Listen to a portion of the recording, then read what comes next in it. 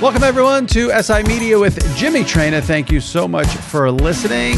Really, really good show this week. First time for me having on Booger McFarland from ESPN. Handles college football analyst role in NFL. Works with Chris Berman on NFL Primetime on ESPN+. Great conversation with Booger about college football playoff.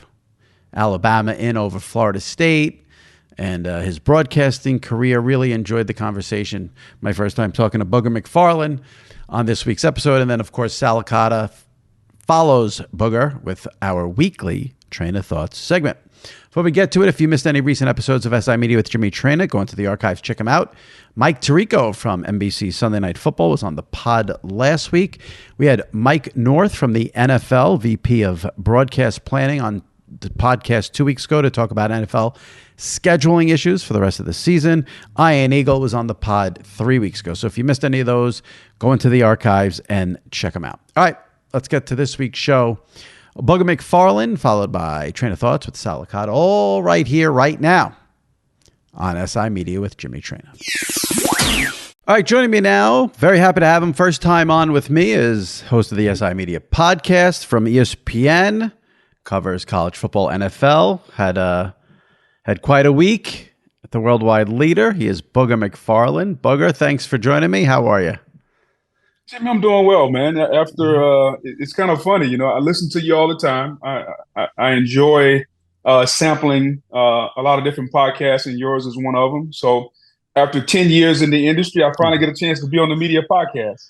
Well, I appreciate that. That means a lot. I had no idea. I don't think you wanted to come on when you were on the crane. We wouldn't have had fun with that. So, well, listen, here's the thing, is that I'm one of the rare people that can listen to criticism and not become bitter.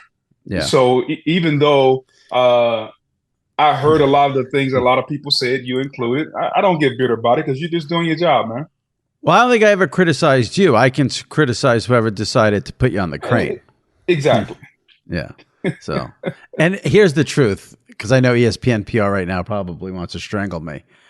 I had heard through the grapevine back in those days that ESPN hated it when I referred to it as a crane. And as soon as I heard that, then I was going to do nothing but call it a crane. So, you know, here's the funny thing about it, man. That's the truth. And that's the truth. Oh, I get it. Here's the funny thing about it. Like when it was first brought to me, I was like, interesting. So how exactly am I supposed to see the game? And we started going through a lot of different scenarios. And I flew out to Los Angeles and we started building this thing. And I had no idea what to expect when that first like that first iteration of it. But once I got up there and we started to kind of understand what they were trying to do, I thought we could have done it without the crane / Booger Mobile, because what they wanted was a field analyst, very similar to what they had in college football with Todd McShay and Tom Luginbill. And the good thing with those guys is they get to roam around. They can go in the end zone. They can walk up and down the sideline. They can be close to the action.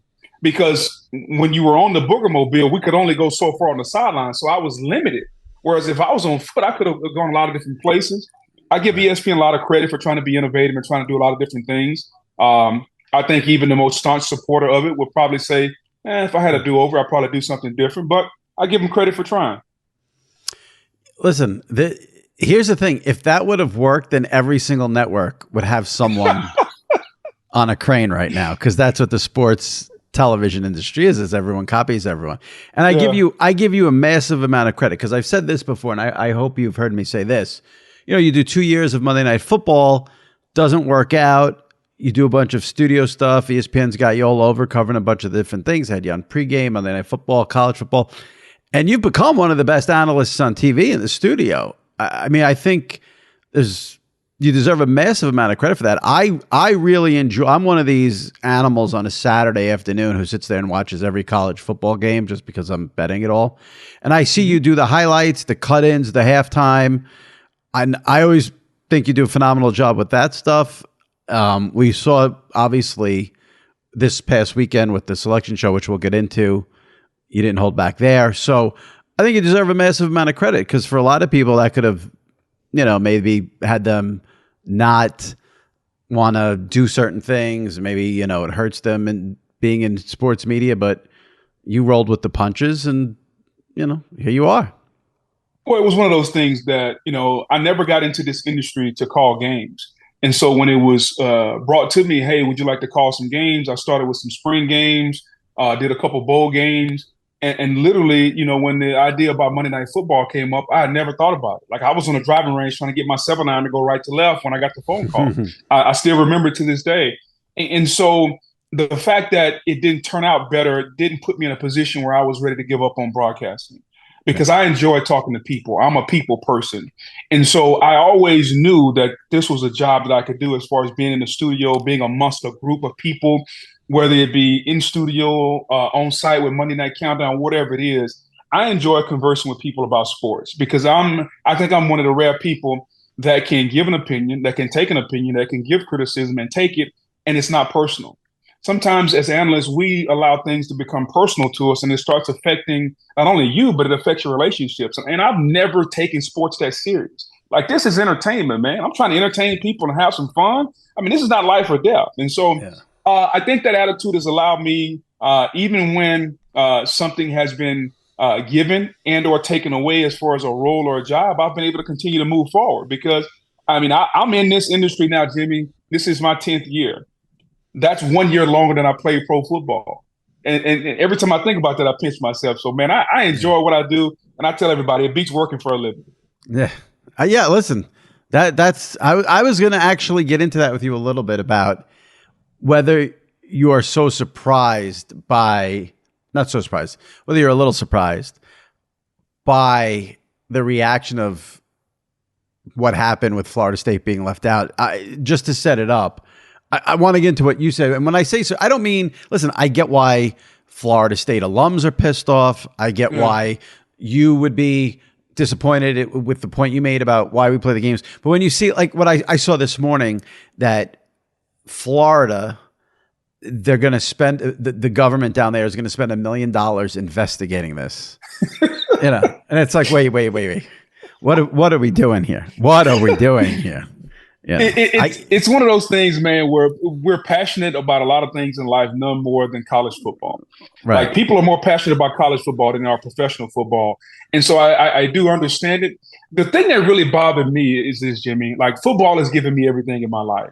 And it started at a very young age, where a bunch of coaches, some young, some old, some black, some white, told me this: if you want to be anything in life, you got to understand how to be a part of a team.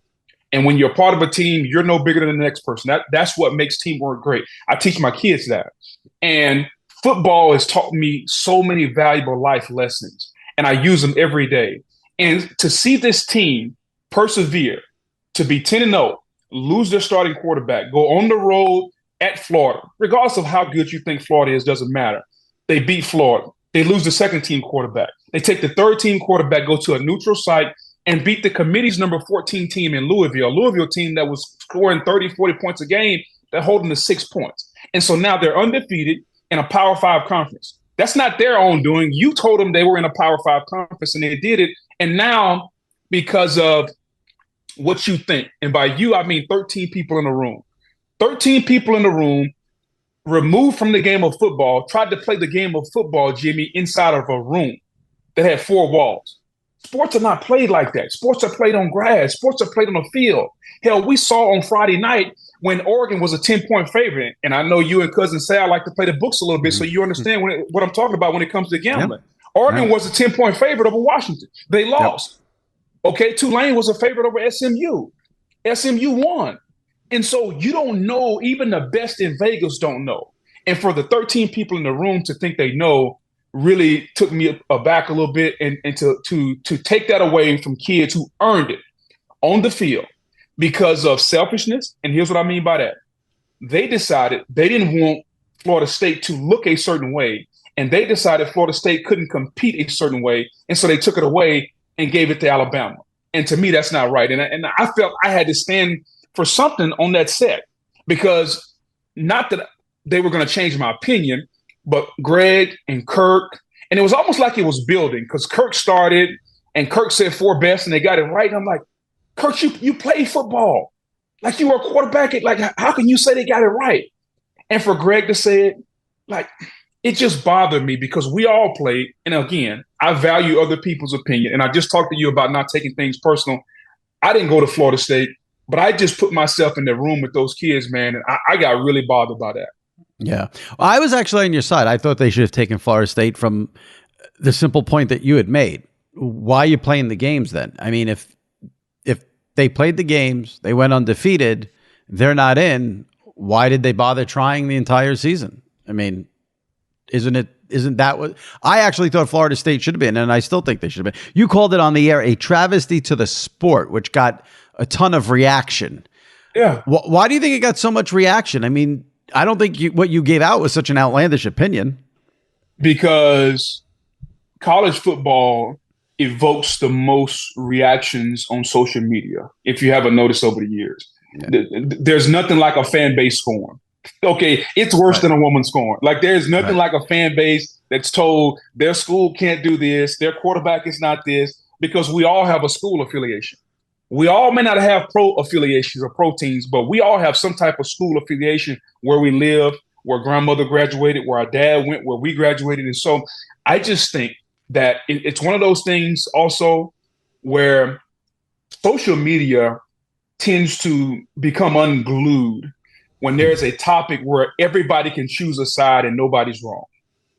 And this is one of those topics, right? Where everybody can choose a side, whether you love the sport, whether you don't, whether you know the sport or you don't, and everybody can come unglued and everybody can be involved. And so I think those two reasons are the why it gained so much traction. You had people on CNN talking about Florida State being left out. Right. And I'm like, this is not really a political issue. It's a news issue, I guess. But everybody wanted to be involved because it was such a passionate and such an emotional topic. So it's so funny you said all this, because you've touched on some areas I wanted to go into with you, because I agree with what you say. I'm here in New York. So here in New York, college football is not a big deal on any level whatsoever. Right. So it took me a little while to learn through social media how crazy everyone is with the college football. Mm-hmm. And one of the things I've noticed is I don't know how you do it, and I don't know how you feel about it, but I feel like someone like you, it's almost impossible to discuss the sport because everyone thinks everyone's biased and there's all these conspiracy theories. So, like, for instance, earlier this season, there was the thought that Fox was protecting Jim Harbaugh because Fox has the Michigan-Ohio State game and they have the Big Ten now. Now people think that Reese Davis and Kirk and that you guys are protecting the SEC because the SEC is going to ABC and ESPN next year. So there's that whole conspiracy theory. There's Greg McElroy went to Alabama. Of course he wants Alabama. I saw people are saying Kirk is. It was the great video of Kirk and Chris Fowler in their booth about to call Florida State Florida when Alabama had the 4th and 32, 37 against Auburn. Yeah. And Kirk and Fowler go crazy. And people are saying, oh, that proves Kirk Herbstreit's bias for Alabama. Meanwhile, he went to Ohio State. So the conspiracy theories aren't even rational. They're completely deranged. But I don't know how you guys cover that sport. Everything's a conspiracy. Everyone's biased. It's crazy. Well, the reason you cover it is because of the passion. And the reason you don't like it sometimes is because of the passion. And because every game counts. So here's the thing about college football that's so different than the pros. In the pros, the best team in professional football right now, everybody would say is San Francisco. They've already lost 3 times. Okay. Dabo Swinney loses 3 times at Clemson. They want to fire. Every game matters. Right. Every game counts, Jimmy. And so you cover a sport that every single Saturday, something may happen where you go, wow, how's that going to affect the end of the season? Pro football is not like that. And so we cover it because of the passion. We cover it because 5 dudes can go to a campus and 10,000 people will gather around and listen to them talk. Call College Game Day or Big Noon Kickoff, wherever you want to go. That's how much passion and emotion that this sport brings out. And I think that's why we cover it. I mean, Pat McAfee can stand up and start singing, and he's got the entire audience playing out of the palm of his hands because of the sport. And I think all those emotions wrapped up lead us to Saturdays because Saturdays are so fun because ultimately it's entertainment. It's 17 to 22-year-olds entertaining us. There's a lot of high stakes involved. But unfortunately, here's what's happening now is that the sport that we used to know is starting to disappear because NIL and because of this new 12-team playoff, and there's so much money involved. And I just wonder, and let me ask you this.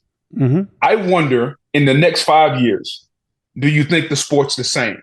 And I don't mean the same as in the teams that are powerhouses, Alabama, Ohio State, all that. I mean the same as it's the pure emotion, and it's about the name on the front of the jersey. Is that the same in the next 5 years? I think it will be. I do think it will be. I don't see it changing that much. I do think. I mean, it is wild when you see how many people are in the transfer. How many of these kids are in the transfer portal?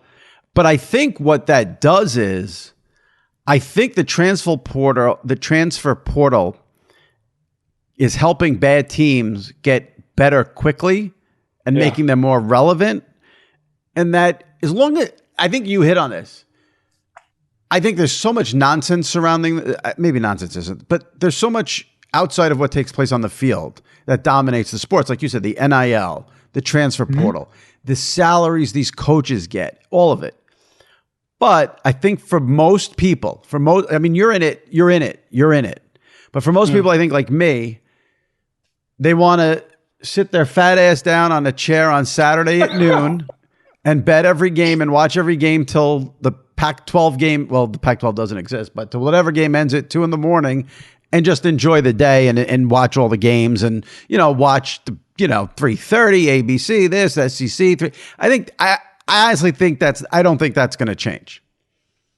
Okay. Well, I sure hope it does. I don't think it will, but sometimes when you're so ingrained in it that you can't see the big picture, I hope that part of it doesn't change. Yeah. Do you also think, there's also part of me that thinks this complete anarchy that we have had since Sunday at noon, I just wonder when all is said and done at the end of the day, it's good for the sport. I think it's going to bring a ton, way. Right. I think it's going to bring a ton of eyes to the Orange Bowl because everybody's going to want to see what Florida State does against Georgia, where they can say, "See, I told you." Right. It's not the same team 30 days later because you don't know who's going to show up in the bowl game, and you don't know what their motivation is. I think when you look at the semifinals, Michigan, Alabama, I wonder if Alabama goes in because of how they got in, if they are the good guy or the bad guy. Are they the villain because they knocked out the undefeated team? How do fans view Alabama? I think that's going to be an interesting thing. I think the most talented team in the entire playoffs is Texas. And it's going to be an interesting story because of the story and the history of Steve Sarkisian, of the things that he's dealt with in his past to where he is now at Texas. Everybody's still trying to replace Mac Brown, the legend. Can Steve Sarkisian finally get Texas over the hump and achieve what Mac Brown did, which is a national title? To me, that would be one of the greatest redemption stories I think we've ever seen. So, there's so many storylines that I can't wait to watch. Yeah. You hit on something I hadn't thought of because I feel like the country as a whole roots against Alabama because they have so much success, Nick Saban, but the cheating scandal at Michigan, will that cause I can't see people rooting for Alabama. It's going to be interesting to see what people will pull for in that game. I'm pulling for Alabama because I'm going to bet Alabama, but it's a little bit dirty rooting for Nick Saban, but I just think, Michigan hasn't seen a team like this all year. So that's I'd bet Alabama too, even though Michigan opened as a 1-point favorite. I think Vegas, that was a sucker line. Yeah. I would guarantee you, I guarantee you by game time, it's either a pick 'em or Bama will be favored by 1.5 or 2. Are you allowed to bet on the games as an analyst? I've never asked. I don't. I've never even asked. Got it. I wanted to ask you one thing about the Florida State situation before we switch topics. If Oregon had beat Washington, then do you think they would have taken Florida State and left out Oregon? No, because if you go back to a few of the rankings, Oregon was always the highest one-loss team. So the committee had already told us they thought Oregon was the best one-loss team in the country. So I don't see how that, even though to me it would have just been, it may have changed the order a little bit. Right. But I think the winner of Oregon and Washington was going to get in based on either Washington being undefeated and their resume, or Oregon we thought was the best one-loss team and a Pac-12 championship would only enhance their resume. So then do you think it would have been a harder pill to swallow for Florida State, where 2 one-loss teams would have got in over them getting an undefeated Florida State getting in? Oh, listen, I don't know if the pill would be harder to swallow, but I do think that the fan base probably would have pointed out more warts. Right now, nobody's pointing out warts on Michigan or Washington because they're undefeated. Everybody's pointing at Alabama. So it would have just given them another team to point out some more warts on. Yeah. So the argument is Florida State undefeated. What more were they supposed to do? Then the other side of the argument is 4 best teams. But I do think what's interesting is, whereas college football, maybe you think it's different than the pro sports, but in a way, it's seemingly just like every other sport now. I mainly think about the NFL and baseball, especially, which the postseason is all about getting hot at the right time. That Alabama loss to Texas came so early in the season. If it comes later in the season, who knows what happens there? I mean, the lesson too is you've got to be hot at the right time of the season. Yeah, but back to what we said earlier about college football. Why do people get so inflamed about it? It's because every game matters, Jimmy. Like every game matters, whether it's 1 or 13, like they all matter. That's what makes the sport so great. But the committee told us every game doesn't matter because Alabama could lose to Texas, and then Alabama could look crappy against South Florida. Alabama could need a miracle to beat Auburn. It's okay. They beat Georgia, so they're the greatest team alive now. Right. Yeah. I mean, listen, I think at the end of the day, it's going to piss people off to hear this, but the ratings for Michigan, Alabama are going to be through the roof. They're going to be through the roof. Yeah. Do you think they got it right? Let me ask you that. Do you think, as somebody who's outside of the college football SEC bubble, do you think they got it right?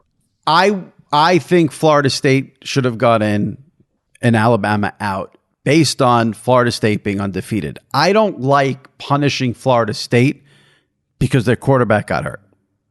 I got you. Yeah, okay. I mean, there are how many other kids on that team? And they're all screwed now because the quarterback got hurt after going undefeated. I don't like that. I just don't. That doesn't sit well with me. Yeah, that's a good point. And I also think if the theory is going to be 4 best teams, you're telling me Georgia's still not one of the 4 best teams in the country? Exactly. Like, Georgia would beat Alabama by 21 points, I bet, if they play. Georgia would beat Michigan. Michigan hasn't seen a team like Georgia in their lives. I was talking to a buddy earlier, and he said that he checked in with, I think, DraftKings, and said that potential lines would have Georgia favored over every team in the playoffs right now. Right. Because what they're going to say is, with given a month, you're going to have a healthy Bowers, you're going to have a healthy McConkey. Everybody's going to be healthy in rhythm, and a healthy Georgia is favored over Texas, Bama, Michigan, and Washington. Yeah. I mean, I think that the Big Ten. I mean, those teams are so bad in the Big Ten, and even like Penn State's supposed to be a good team, and they're not that good. I mean, I think Michigan would be shell shocked if they got on a field with Georgia. That's what I think. But I'm not an expert. So it's interesting. I had written down in a note to ask you, because you do both. Are you more passionate about covering college football, the NFL? It clearly seems like college football. Tell me what it's like covering the NFL in terms of like the differences. You talk about the passion, but do you feel like you're passionate about the NFL as well? Is it different? How is it different than college? Tell me about that. I think the different nuances between the NFL and college. In college, you're talking about young kids, amateurs. NFL, you're talking about grown men. And so I think you can be more professionally critical in your analysis in the NFL. because they're not looking for, they don't want the emotion because a lot of them take it personal. They just want fair, honest criticism or fair, honest praise about what you're talking about. And so I think because you're talking to grown men, the level of acceptance of your analysis is there, but you better be right. Okay. You better be fair and you better be right. Sometimes analysts have an extra grind. I'm not going to say which one, but some of them do. But for the most part, when you're in the NFL and you played the game, there's a level of respect that you get, number one. Number two, if your analysis is fair and honest, there's another level of respect that you'll get. And I think thirdly, and most importantly, the biggest difference is that the NFL is such a big business and there's such an appetite for that big business. And there's so much more money involved in the National Football League with betting and things like that.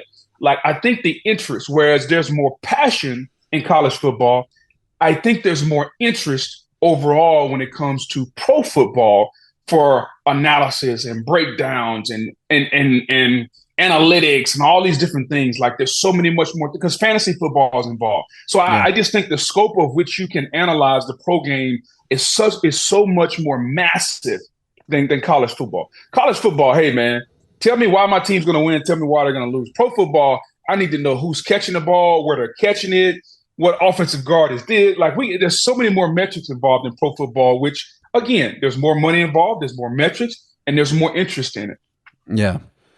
Yeah, it blows me away how much the NFL just dominates this country. I think it was 29 million watched Eagles and Niners on Sunday. And I was surprised, I saw that. I don't know. Do you pay attention to the numbers, to the ratings? Do you care about that at all? Yeah, I do. I thought it was interesting that Georgia, Alabama drew 17 million and Michigan, Ohio State drew 19 million, 2 million more. I wonder, we feel like it's all about the SEC college football, all about the SEC. Yeah. And here you got 2 million more people watched Michigan, Ohio State, which I thought was interesting. Yeah, a couple of reasons. Number one, it was a 2 versus 3 matchup.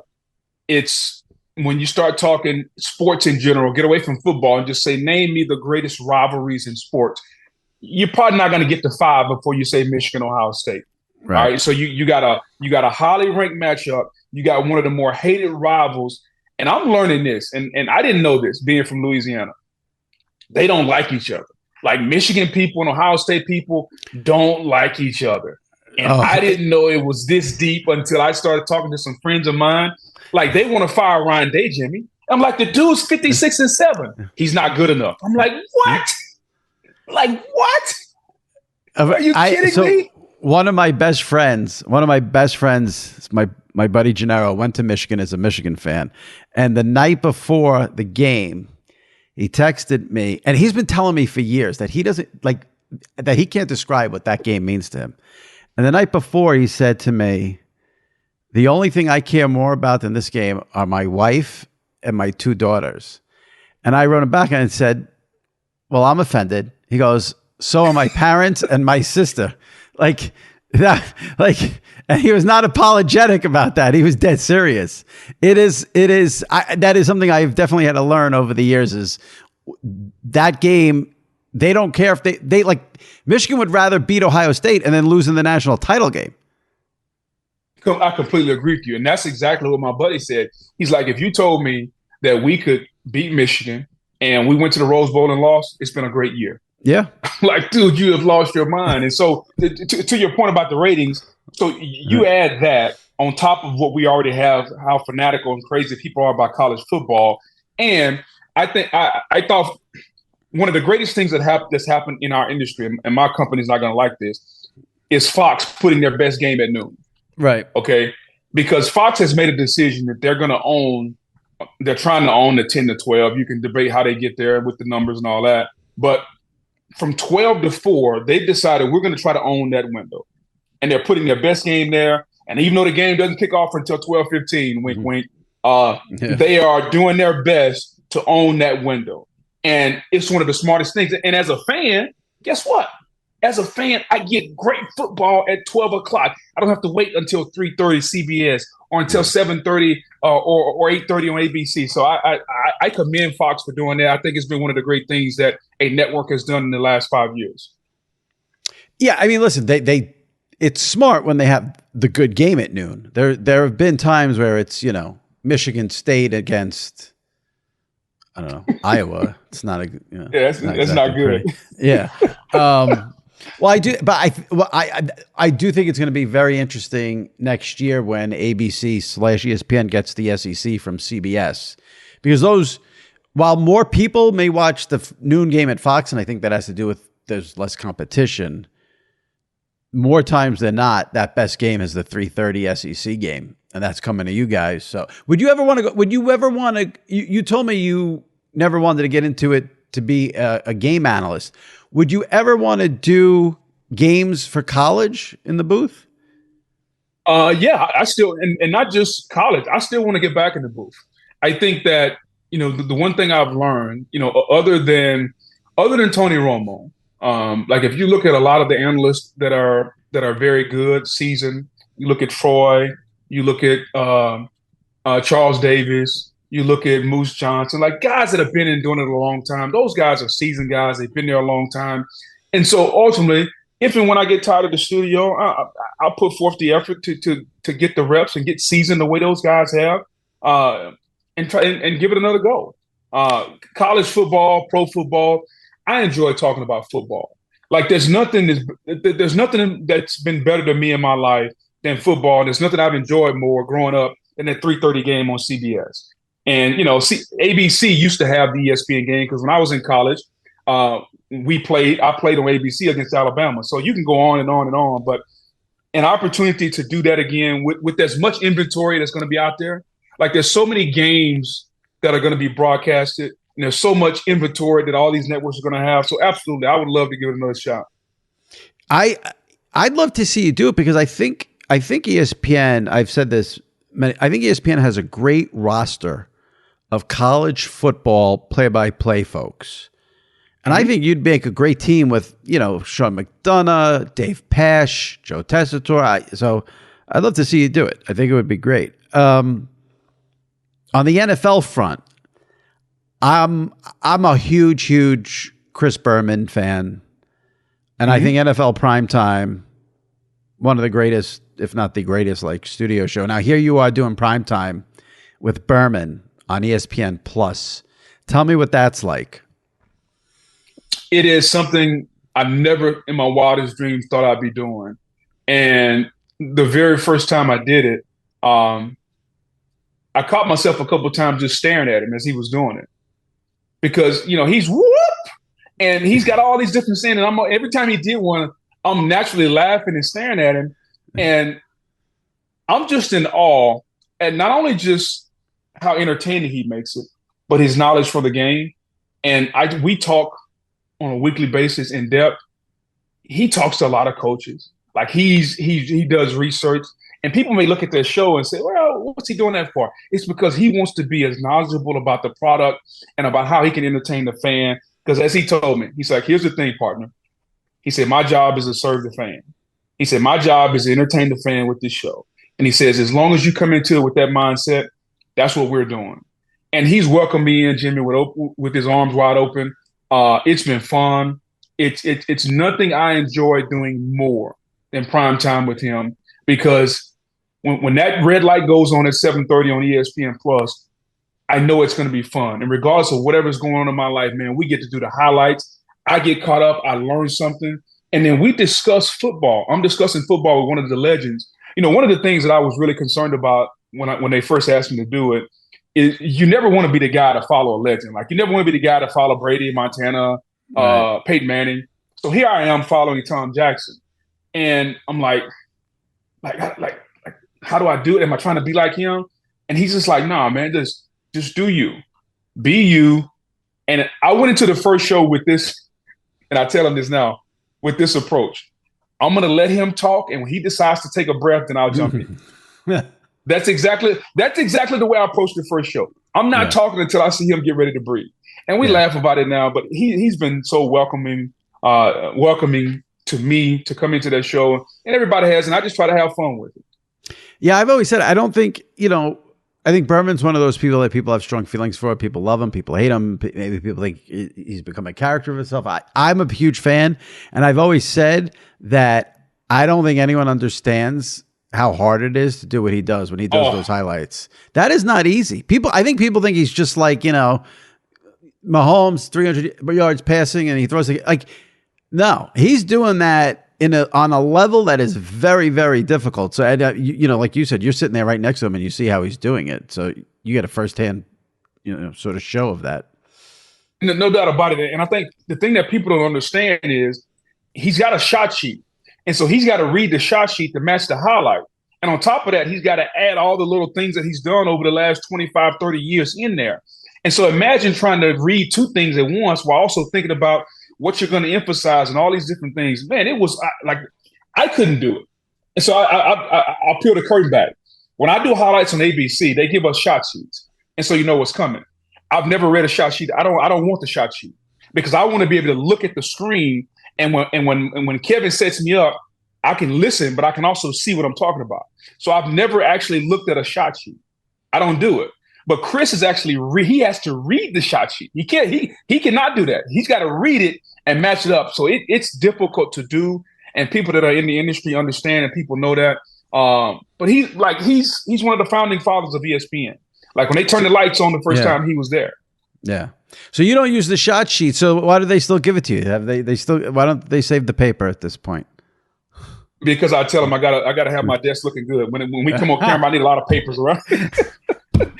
But seriously, if you ever watch when we come on ABC, I got papers everywhere. So because it has to look a certain way. It's all a prop. It's all a prop. There's no question. It reminds me. I've always said this about how I've always wanted to interview Brian Gumbel just to ask him on Real Sports what he writes down in between the segments. It's like you got papers all over. You don't even. Yeah. I love that. Next time I see you and Kevin DeGandhi, I'm gonna look for those papers. I'm gonna definitely look for those papers. Please do. I want to go back to college for one other thing. I mean, we talked about the playoff and the season. One thing from the season we didn't touch on. How do we judge Deion's season? Obviously, he got so much attention, so much press. Successful season or no? I feel like if you say it's not a successful season, like someone will throw you in jail. Like you're not allowed to, point out that it was not a good season. But you tell me. Here's the thing I'll say, and I always try to deal in facts. Here are the facts. People said Colorado was 1-11, and Deion took Colorado from 1-11 to where they are with 4-8. That's partially true. Deion had 87 new players, I think. So Deion, the general manager, went out and got 87 new players. And so Deion's new team, not the old Colorado team, but Deion's new team went 4-8. I think that's a very fair way to look at it. And so I think what Deion understood, and he did a great job. And I think that everybody's enamored with the positivity and the way the program is headed. I think one of the things he learned very quickly that was different than in the SWAC is this is a big boy league. Whether it's Pac-12, whatever, you got to have big people. And his ability to have offensive and defensive linemen that can play at a high level wasn't good this year. That's got to change going forward. And I get it. I think Colorado's going to the Big 12, understood, all that good stuff, but he's still going to have to have big people. And right now he doesn't have that. And he made a comment the other day, Jimmy, that says, and I'm going to paraphrase, that Colorado is not an ATM. And I found that very interesting because that's all college football is right now. Like It's NIL. It's collectives. Regardless of whether you want to fight it or not, like Dabo Swinney wanted to fight it, like you got to pay these guys. And so I just wonder how they're going to handle, and by they, I mean Colorado, how they are going to handle this ever-changing world. Because you can either fight it, and if you fight it, you're not going to get any players. If you notice, they had a mass exodus of decommitments in the last week or so at Colorado. They've had players that leave out. I don't know what they have coming. We'll see. I'll give Deion the benefit of the doubt right now because he's earned it. But if he fights it, then he's going to have a tough time getting players. And this sport is all about recruiting. If you got good talent, guess what? You can win. If you don't, you're going to lose. It's as simple as that. And so I will give Deion, I give Deion a B- his first year. Can't give him an A because he handpicked the roster that went 4-8. I'm I'm not going to give him a failing grade because, I mean, they had one win last year, and he brought so much positivity in the sold-out crowds. But I do think year 2 and 3 will give us a better barometer of his long-term viability as a Power 5 coach at a big-time school. Got it. And tell me, give me some predictions on Alabama, Michigan, and Washington, Texas. What do you think the finals? What do you think our championship game will be, and who do you think is coming out ahead? I think we're getting a rematch of what we already saw. I think Alabama beats Michigan. I don't think it's going to be close. I think Texas beats Washington. I think Texas has the most talented roster.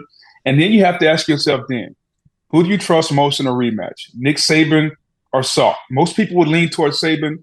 I'm going to lean toward the talent on the field. I think we get one of the greatest redemption stories we've seen. And I think Salk brings a national championship back to Austin, and the 40 acres are going to be jubilant once again.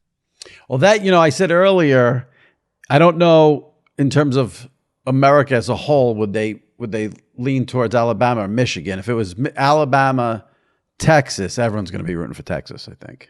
No question. Sure. No question. Because we're and it's kind of crazy. I think we're going to be tired of seeing Alabama hoist the trophy.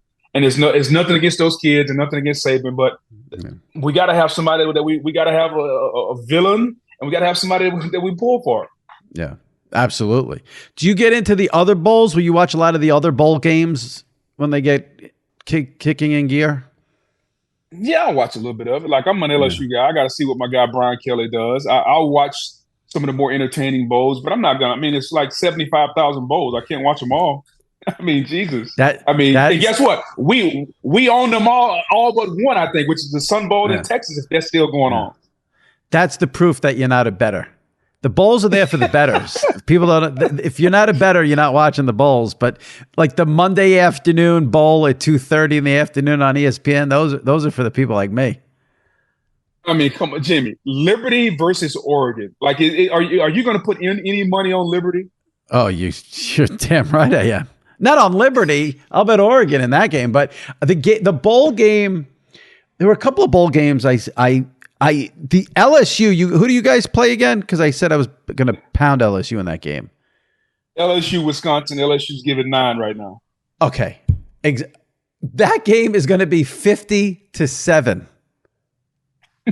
Wisconsin has no idea what's going to happen to them when they get LSU's offense on that field. But here's the problem with betting the bowls. You got to be very careful because you don't know who's playing, who's not. Like Caleb Williams, for instance, not play. These coaches leave. They don't coach the games. So you have to really be on top of but like if the LSU quarterback is playing, Wisconsin has no chance against that team.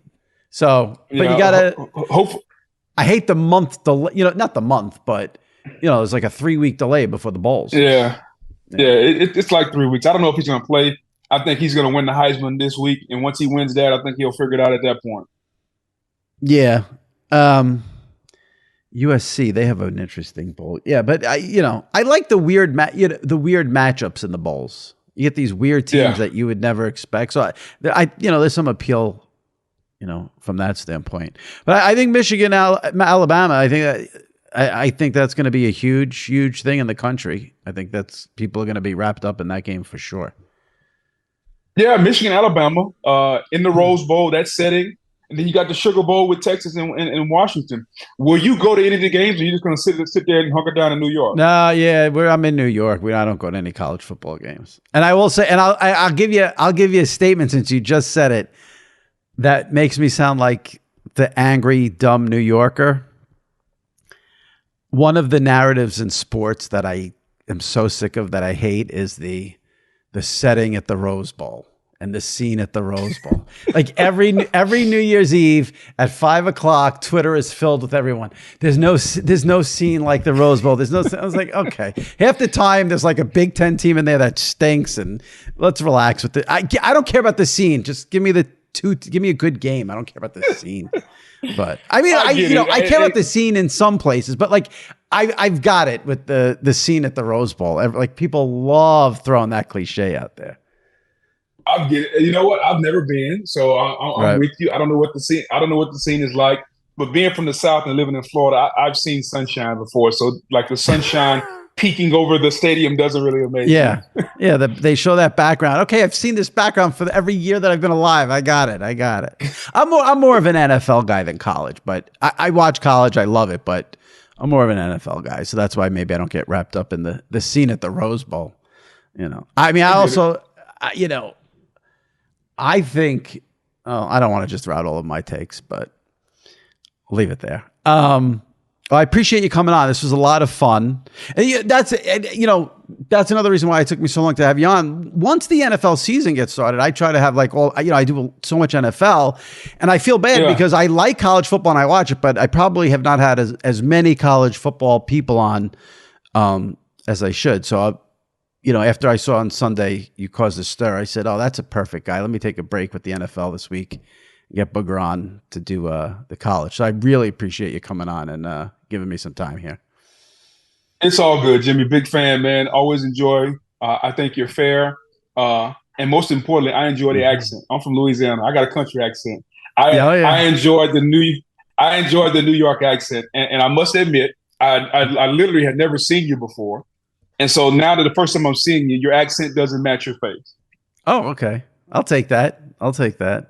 The accent, I've lived on Long Island my whole life. So, and the Long Island accent is even different from a New York City accent. So there's nothing I can do about it. It's here. It's all good, buddy. Enjoy it. Appreciate it. Enjoy the Final Four there and the final game. Thanks, Booger. Appreciate it. All right. Later, bud. All right, joining me now, as he does every week, for our Traina Thoughts segment from WFAN Radio in New York, SNY TV in New York, my buddy Sal Licata. Sal, how's it going? Great. Happy December. Do you like the way I just transitioned after being an animal before we started? I was like, I'm not going to poke the bear and joke around here, but I'm glad you did. Am I a professional or what? I was screaming like a lunatic 2 minutes ago, and now I'm all jolly and jovial. You gave me the good shit off the air. The poor listeners of the podcast now going to miss out on that fire that I just got. If people knew what I went through booking this podcast, they wouldn't even believe half the shit I could tell them. Oh, man. They wouldn't even believe it. Oh, boy. Well, now I got to put on a happy face and take the pod. Yeah. How At you least doing? I'm here for you. You got me here for you. I'm all right. Yeah. Your station is in the middle of a great story right now with the Jets and their coach. I love it. I'm just glad my name is not involved anywhere. I've had enough of that shit for a little while. So let me explain this story for people outside of New York quickly so they understand what's going on. There is a very, very, very long time radio host here in New York on WFAN named Joe Beningo. But this is what confuses me. He's retired, but he's not retired. I don't understand. He's supposed to be retired, but he still does shows or whatever. And now you can use you can say diehard Jets fan, lunatic Jets fan, not all there, I think. I don't know, but diehard Jet fan, which right off the bat tells you all you need to know. And somehow he's in a texting relationship with Robert Saleh.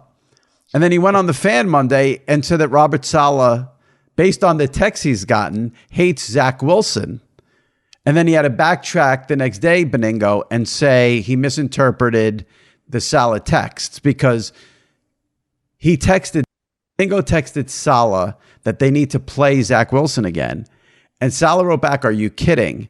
And Beningo interpreted that as, "Are you kidding? He sucks." But Saleh went, "Are you kidding? All you've done is bash the guy and say he shouldn't play. Now you're telling me he should play." And there was all this confusion. So there's so many things here. Like, one, the head coach of the Jets is texting with someone who's a fan, which is so ridiculous. It's not like, if I'm the Jets, I would fire Saleh just based on that because he's texting about players with this guy who's a fan. But two, literally only the Jets. There's no other team in all of sports this would happen to. It's only the Jets. That's what I love about it. This is a weird one because, when we first found out, I say we, I mean me and Brandon Tierney, the guy who co-hosts the show with On the Fan, that Joe had a texting relationship with Saleh. This is months ago now.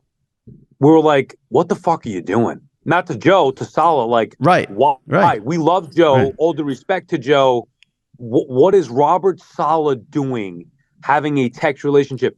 Now, you or I, Jimmy, like we have contacts in the media, in sports world that we text with or whatever, but like it's an adult professional relationship that like I just there's certain things you would just never air out.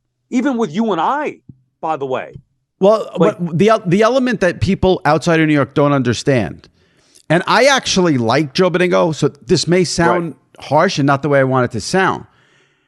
I'm just speaking about when it comes to the Jets. I'm not talking about as a human being or as a person, but when it comes to Jets, like Joe's not all there. Like there's a screw loose when it comes to the Jet. So for the Jet coach to be texting this guy, and what made it so much like, listen, if you just say like this radio host is texting with the coach of the Jets, like you're trying to say, like you're like what you just said, like, okay, but he's not a media person in this case. He's a Jets fan in this case.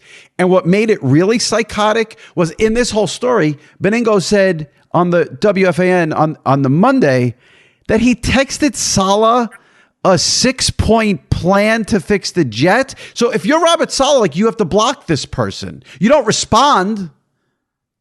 The judgment by Robert Saleh here is so bad, it's frightening. So I don't know how the thing started, but I just know that they had a relationship. I would assume it's, hey, here's a big voice of the Jet fan, even though he's not on every day anymore. And he comes on the Evan and Tiki show as a guest once a week on Mondays, hosts some shows on the weekends at this point. But I would assume the Jets were like, hey, just get in the good graces with Joe Beningo. Why not have Saleh introduced to Joe? They played golf together. I know Saleh's been on Joe's podcast. But you're that's right. Fine. All that's fine. All right, fine. But you're right. Look no further. And Joe has talked about like, oh, I texted him after the game, and I'm like, oh my God. But look no further than the fact that they're not just texting. Joe texted him a 6-part plan to fix the Jets. Right. If I'm Woody Johnson, I call up Saleh today. I go, this guy texted you a 6-part plan. Instead of blocking him, you responded. You're fired. Also, you can't coach. You're terrible. You got to go. Like I don't see. That's where I feel bad though. I hate that Robert Saleh is going to be getting shit for this when all he was trying to do was accommodate and be a nice man. Like well, that's no. He was trying to do. No. If the Jets, what's the Jets record? I don't even know. 4-8. Okay, so if the Jets are 8-4, this wouldn't be a thing. Right. But he's 4-8. The team's an embarrassment. The team was an embarrassment last year. He's a terrible in-game coach. Now you add this on. But now I say he's got to go. And I think in any other situation he would go. But I don't know but Rodgers is running the organization. So I don't know how that mixes in with Saleh. So that's what. Me neither. But if there is going to be a change, I would assume that Nathaniel Hackett is going to be elevated to be the head coach because of Aaron Rodgers. So, which would be hysterical. Which would be so hysterical. I mean, but what do you think is going to happen? You think they're going to fire Saleh and bring in Jim Harbaugh? No, and Aaron Rodgers there? Like, I'm saying after Sean Payton said Hackett did the worst coaching on the history of the NFL, the Jets would elevate him to head coach. It would be hysterical. Well, but can you see that based on Rodgers' relationship with him? Like, I think they're going to bring Saleh back. I would bet that it's going to be they're going to double down. Go off of what they did a year ago, and come back and do it again. I get what you're saying, and I think what you're saying is actually accurate. Like, if the Jets decided they wanted to fire Saleh, Rodgers is going to have a choice in the matter. He's going to want Hackett. They elevate Hackett. So from that standpoint, what you say makes sense. I wonder, though, at some point, somebody in the Jet organization has to say to themselves, why are we letting a 41-year-old quarterback coming off an Achilles injury run the organization? Like, the theory that because the Jet defense is good, they can win another Super Bowl, they'll win the Super Bowl next year at Rodgers. He's 41 next year coming off Achilles. There's no guarantee. Like, yeah, they're going to be better because they've played this entire season without a functioning quarterback. He at least would be, even at 41, coming off the Achilles, he's a functioning quarterback. But if the ultimate goal is to like win a Super Bowl or go to an AFC title game, like he's going to be 41 coming off an Achilles. And as we've seen, the entire offense sucks. It's not just see, I think Zach Wilson's been vindicated. He was not the problem when Rodgers got hurt because nobody else can do anything either in that offense. And they were even worse. The other part of this whole thing is going to be what the Jets do with the top 10 pick that they're going to have in the draft, because they clearly need a quarterback. But is Rodgers and potentially his last year going to be okay with them? Well, they can't. No, they can't. They can't do that because his whole life, Aaron Rodgers was obsessed for 4 years with the fact that they took Jordan Love. Like it was his entire being. That's all. Every interview, all he did was complain about Jordan Love. Right. So imagine the Jets, who have Rodgers as their starting quarterback next year, all in. Right. Taking a rookie quarterback when they could use, let's say, an offensive lineman to help Rodgers this year. The whole thing is, it's going to be another big story. Convoluted disaster with the Jets. If I'm the Jets, I fire Salah, I fire Hackett, I release Rodgers, and just start from scratch. Right. Because because what's the best you're going to do with Rodgers if he's 41 years old next year, coming off an Achilles? I think that's one option. The only other option to me that makes sense is to just do what you did again this year. Now, I'm not saying that's right or that's what I would do, but I think it has to be as clean cut as you just said. Either you run it back with everybody and hope that it works the way that you thought it was going to last year, or you blow the whole thing up. From a content and hilarity standpoint, I hope they run it back. But me too, probably. We'll yeah. All right, let's talk about some real teams. The Niners are winning the Super Bowl. Would you agree with that statement or not yet? I think the fact that everybody is saying that now makes me back off that a little bit. I will say that I don't think you could dispute it, that they are the clear-cut best team in the NFL right now. How that plays out over the next 2 months, who knows? But, I mean, they are the most dominant, buttoned-up, clean, crisp team, both sides of the ball, head coach, quarterback, running it, defense. They're the best team in the league. So I ask you that because I noticed that the Niners are plus 310 on DraftKings to win the Super Bowl. Are they favored or no? Plus 310. But that's the favorite. Yeah. Oh, yeah. They're the favorite. Yeah, they have the best odds by far. I think I have to take a flyer at this point. See, I'm not going to do that because right now, well, I guess it could get, as the season goes on, it could get even lower, right? You're going to talk about plus 200. Well, if they'd have to lose a couple of games. They get Seattle this week again. Yeah. Yeah, I mean, injury happened. I personally don't love those bets, especially at this time. Like, the time to make that bet would have been when they lost to Cleveland or were in their losing streak, and you're saying, yeah, I know they're better than this, they're going to be better. Then you get great odds. Like, you're 100% right. Yeah. No, you're 100% right. But I feel like now I got a clearer sense of what the league is. So I'll read you the teams and the odds. You tell me who you would take a flyer on. If I had to pick one. Yeah. Okay. So the Niners are plus 310. The Eagles are plus 550. The Dolphins are plus 650. The Chiefs are plus 650. The Ravens are plus 800. The Cowboys are plus 850. I'm not going to get into the Lions and Jaguars and Texans and all that. Boy, there's a lot of good value there. I thought the best. Well, I do think I would, if I had to put my actual physical cash, it would be on the Niners. The Ravens at plus 800, I think, is the best value by far. It's funny. You kept rattling off the names, and even Philly, I was like, Philly could be interesting. What's by the way, where are we at with as far as the 1 seed? Philadelphia still has the best record, right? Yeah.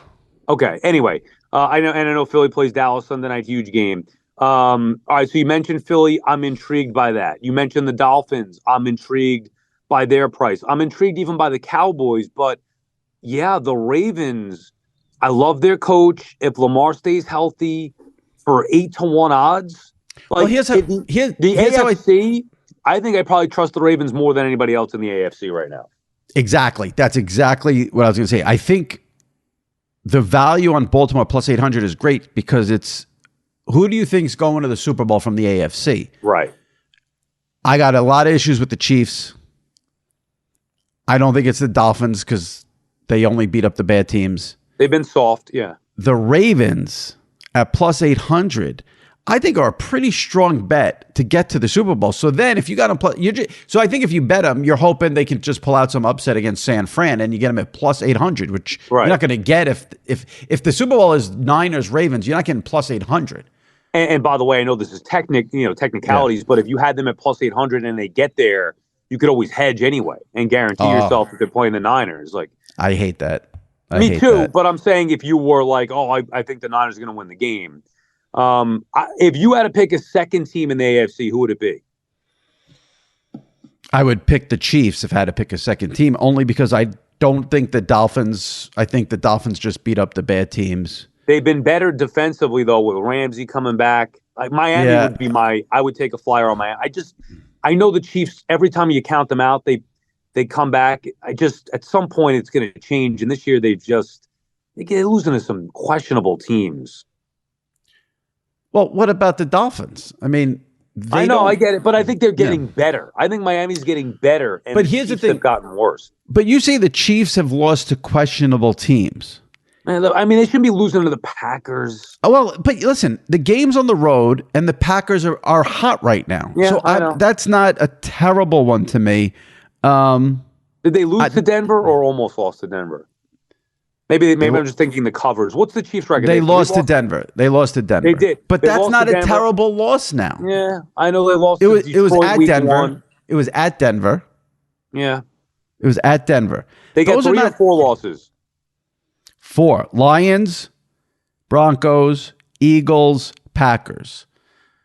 And the Packers and the Broncos were on the road, and those teams have turned their seasons around. So to me, those are not terrible losses. I'm going to throw out a team right now that might not even make the postseason in the AFC, but would probably be worth a flyer and you get a great value on it. I think Buffalo. Like, if you're making a case in the AFC for Baltimore, like, can you really tell me that there's no way Buffalo can compete with Baltimore? If they get in, I know their schedule's brutal, but they've been playing better. That's a team. Like, same thing with Miami or even Kansas City. Like, the point is, there's no clear cut in the AFC. Jacksonville with a bad loss last night. Oh, I'll say this: I would take a flyer for value. Right. I would take a flyer on Buffalo over Miami. Now, my thing with the Dolphins is, listen, you can only beat who you play. But these are the Dolphins' wins. Okay, at Chargers, which I think is a good win. I'll give them that. Early on, it was, yeah. Yeah. Patriots. Broncos at home. That was the 70-point game. Yeah. Giants, Panthers, Patriots, Raiders, Jets, Commanders. I mean, those last 6 aren't real teams. Do they have a tough schedule? I know they play the Jets again. What else do they got? Buffalo again. Titans, right? How about this? So the Dolphins still play the Cowboys. Their last 3 games of the season: Cowboys, Ravens, Bills. All right, so we're going to learn about them going in. Right. But I think I'm sorry, go ahead. No, I think the value is on Buffalo. Is on Baltimore plus 800 to win the Super Bowl. The AFC, because specifically you're going to have to go against the Niners, and the NFC seems like a gauntlet. Do we have the Saturday, December 16th games yet? Is that the first Saturday? And we talked about it last week. Okay. We got them. Which are? They are. Well, yeah, that's it, right. Minnesota at Cincinnati. That's a 1:00 game. All these games are on the NFL Network, by the way. That game's not terrible now because Browning can play, so the Bengals aren't dead. 4:30 Steelers at Colts. Again. And then at 8:15 Broncos at Lions. By the way, I guess I'm saying but technically all 6 of those teams are alive. Yeah. Yeah. And Broncos at Lions. It's not like on the bubble alive. Like they're realistically in it. Yeah. All right. And I'll tell you this: I cannot wait. I cannot wait for Thursday night to bet under 30 in the Steelers-Patriots game. The Patriots just can't score. You think the Jets are bad? They're worse. An NFL total of 30. And you're betting the under? Of course. The only way there's a score. The only way there's a score in that game is if TJ Watt gets a sack strip fumble and they kick a field goal. I mean, that could happen. That's it. There's no other way. Pittsburgh will probably score a touchdown. But even so, you're talking like New England, no matter what, if they score 10, I'd be shocked. Yeah, they're not getting to 10. Yeah. Well, the only way they get to 10 is if there's a special teams play or a pick six, which can happen because the quarterbacks stink. But I'll take my chances that there's only 1 or 2 pick sixes and the game will go into 30. The Jet Falcon total on Sunday was 33. I bet the under. I didn't have to sweat. Yeah, it's unbelievable these unders cashing out.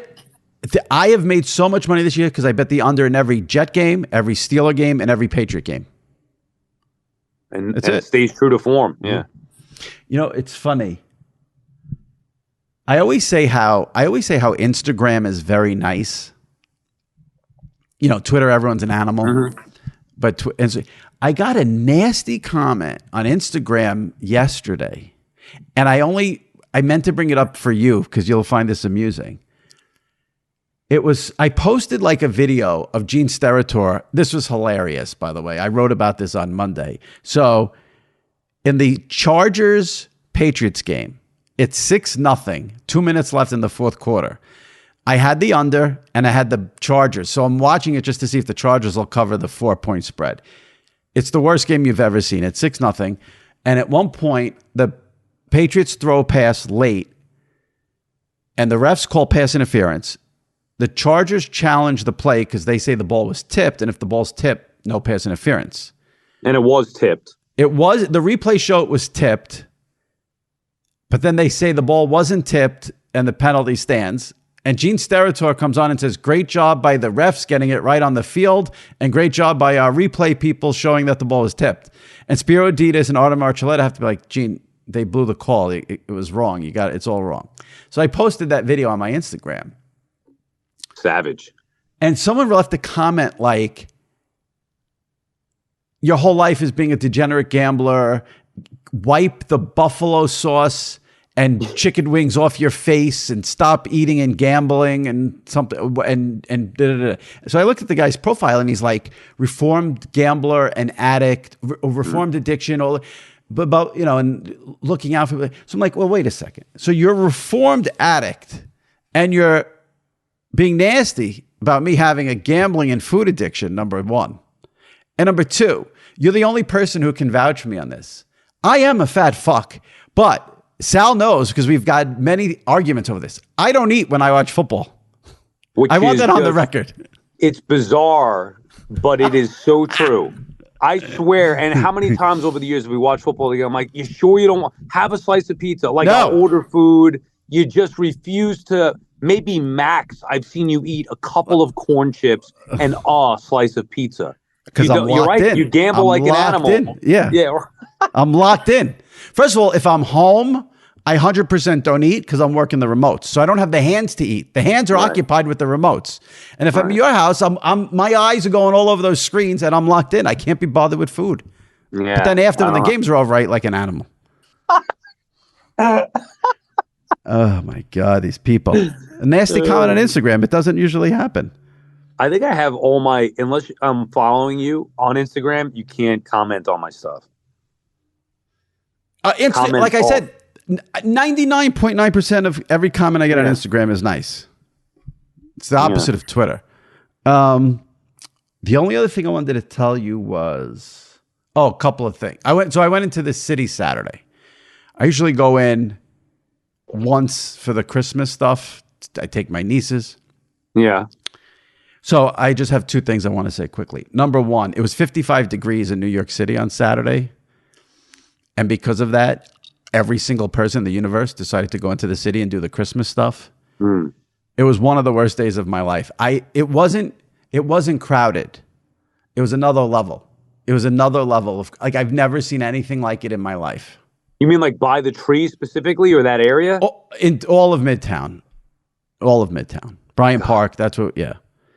So I put this on Twitter on Saturday, but I want to get your take.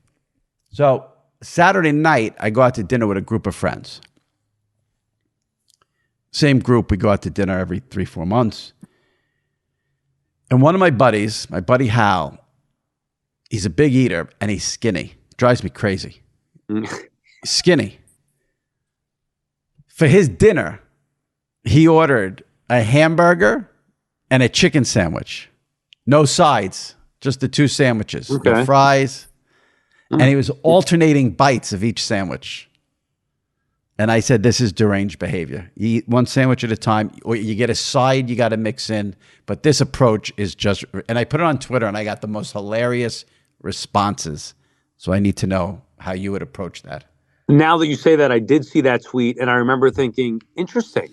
I respect the innovative ordering and eating, but you have no idea how confused the waitress was. The poor woman didn't know when he was trying to order. Wait, you want a hamburger and a chicken sandwich? Yeah, she didn't know what was going on. The poor lady.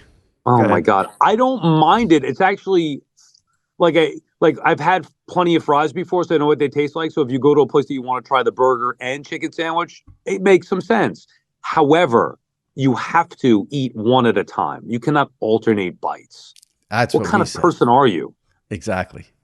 Order is fine. Yeah. Eating one bite at a time of each does not make much sense to me. It was a weird the whole night. I ordered a Caesar salad and then a burger. Yeah, you're a big salad guy now that I think about it when we go out to eat. Yeah. So it was a place that was mainly burgers, known for burgers, the crazy, wacky burgers. So we order, and the server comes with the burgers for everyone. And I'm like, oh, excuse me, I never got my Caesar salad. And she's like, oh no, it's coming. And I'm like, no, it's supposed to come before the burger, not with. And she made me out to be the crazy person. I would be like, no, you're the crazy person. It's supposed to be salad, then the meal. But I give this place props because, as I've always said, every single restaurant that serves burgers, it should be mandatory. It should be a law that in addition to fries, they have tater tots on the menu. And this place had tater tots. So everyone was happy. Tater tots. And your buddy orders 2 sandwiches and passes on tater tots? No, it's fries, no tater tots, no sweet potato, insane. Nothing. Just the two sandwiches straight up. Yeah, that's, again, I respect the innovative order. I can never, it's a bad move. And my buddy's a very anti-social media person and was not thrilled when I put it on Twitter and then started reading all the replies at the table for an hour straight. Well, I will say that as someone who's been on the other end of that, you do that. Oh, wait, let me read you one more. And I'm like, I don't want to hear the fucking comments. Oh, no, wait, one more. You want me to read some? What kind of responses you get these days? You want me to read them? Yeah. No. Well, but it's different. He's not on social media. What does he care if he's That is true. Yeah, that is true. For you, it's different, Yeah. All right, Sal. I guess that's it for this week. I don't think I have anything else. I've calmed down. All right. Glad we got you in a better mood. Yeah. All right. We'll see you next week. Take it easy. All right. Oh, wait. Yeah. If I ended here, people are going to just tear me a new asshole. Oh, I know where we're going. The house. What's the latest with the house? I can't believe I almost forgot. Funny you should ask.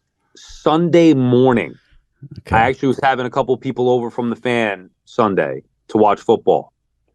We got notification Friday or Saturday that we had houses to look at Sunday morning. So I had to go 7 a.m. to Jersey. Now that's stressful when you've got to go to Jersey, look at houses, knowing you need people are going to be at your house at 1 o'clock. That's correct. A stressful start to the day. Go ahead. And it wasn't just like you were coming over. It was like, it was a big thing. Like I was planning, 4 or 5 guys from the fan coming over or whatever. Was it Joe Beningo there getting texts from Robert Saleh?